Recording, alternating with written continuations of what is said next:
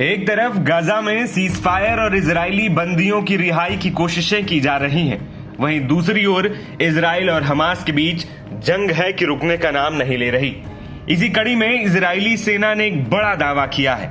जंग के बीच इजरायली सेना का दावा है कि उन्होंने गाजा में हमास के काउंटर इंटेलिजेंस के चीफ को मार गिराया है।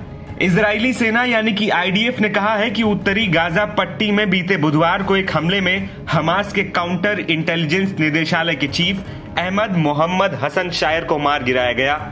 आईडीएफ ने बीते शुक्रवार को एक बयान जारी कर इस बात की जानकारी दी।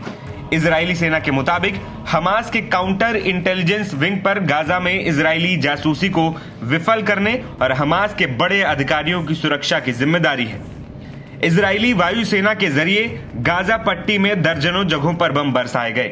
फिलिस्तीन की आधिकारिक समाचार एजेंसी WAFA ने भी बताया कि इजराइल की लड़ाकू विमानों ने शुक्रवार को गाजा शहर में विस्थापितों को आश्रय देने वाले एक स्कूल पर बम गिराए हैं। इन हमलों में कम से कम 5 फिलिस्तीनी मारे गए हैं और दर्जन अन्य घायल भी हुए। वहीं हमास के लड़ाके इजरायली सेना पर हमला कर रहे हैं। इन हमलों में इजराइल के जवानों की भी मौत हो रही है। ध्यान देने वाली बात यह है कि हमास के लड़ाके इजरायली सेना पर हमले करते हुए वीडियो भी बनाते हैं।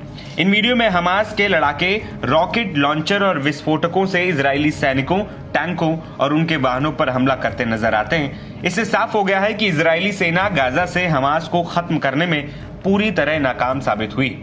गौरतलब है कि गाजा ने इजराइल के पैदल सैनिक हमले जारी रखे हैं।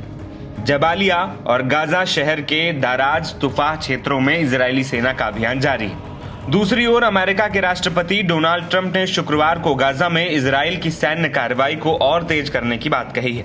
ट्रंप ने कहा है कि हमास ने यूएस समर्थित सीजफायर प्रपोजल को ठुकराकर साफ कर दिया है कि वो शांति में दिलचस्पी नहीं रखता। उन्होंने कहा कि हमास वास्तव में समझौता नहीं करना चाहता। मुझे लगता है कि वो मरना चाहते हैं। अब समय आ गया है कि इसे खत्म किया जाए।